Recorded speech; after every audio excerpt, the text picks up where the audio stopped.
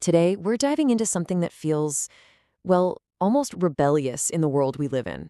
We're talking about emotional privacy, and not as some kind of secrecy, but as what might be one of the deepest forms of self-respect you can practice. I mean, really think about it. You know that feeling? That little nudge to post the perfect photo, or to share your opinion on whatever's trending, or even to ask hundreds of strangers for advice on something deeply personal? It's this strange sense that our inner lives are always on stage, just waiting for a pause or criticism. And yeah, that gets us right to the heart of this modern problem, this constant, nagging pressure to share everything. Look, we do it to connect, right? To feel like part of a community. But if we're honest, a lot of the time, we're also chasing something else. We're chasing validation from the outside. But what if? What if we just decided to push back a little? What if we agreed that not every single thought or feeling needs an audience to be valid? That's the core idea here, that some parts of you are sacred.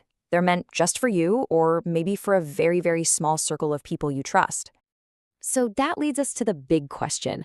What is emotional privacy really? It's a term that gets thrown around and honestly misunderstood a lot. So let's just nail down a clear definition. The two words that are doing all the heavy lifting here are intentional and selective. This isn't about accidentally being quiet. Nope, this is a conscious choice.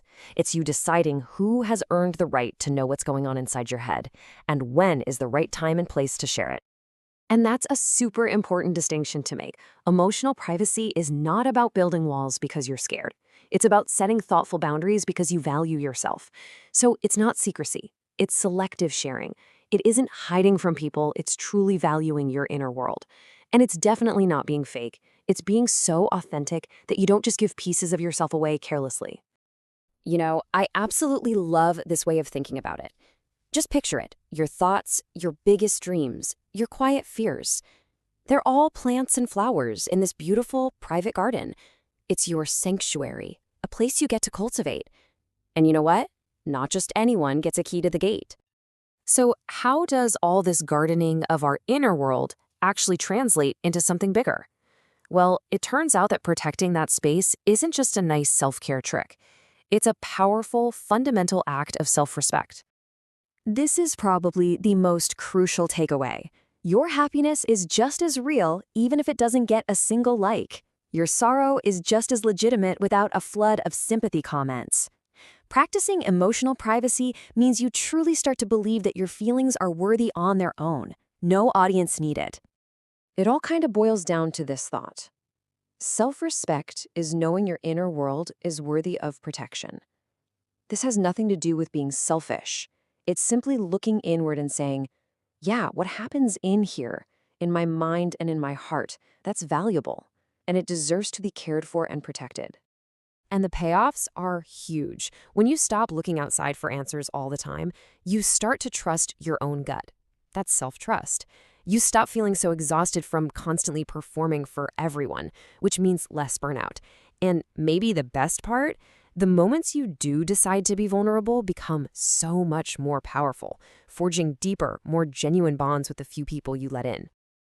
Okay, so theory is great. We get the what and the why. But what about the how? In a world that seems to demand access 24/7, how do you actually build a gate for your garden? Honestly, it can start with 3 pretty simple habits. First, just pause. Right before you hit post or answer a nosy question, take a breath and ask yourself, why am I sharing this? And is this the right person to share it with? Second, be really clear with yourself about who's in your inner circle, your ride or dies. And third, get comfortable with polite ways to change the subject. Something as simple as, I'm still figuring that out myself, but thanks for asking, can work wonders. And remember, all of this puts the control right back where it belongs, with you. You're the one tending the garden. You're the gatekeeper. You are the only one who gets to decide who gets a personal invitation to step inside and see the amazing sanctuary that you've built. That's your right. So as we wrap this up, let's just boil it all down to one final, really powerful idea. In this age of data and curated online personalities, your private, messy, unedited inner world is the most valuable thing you have.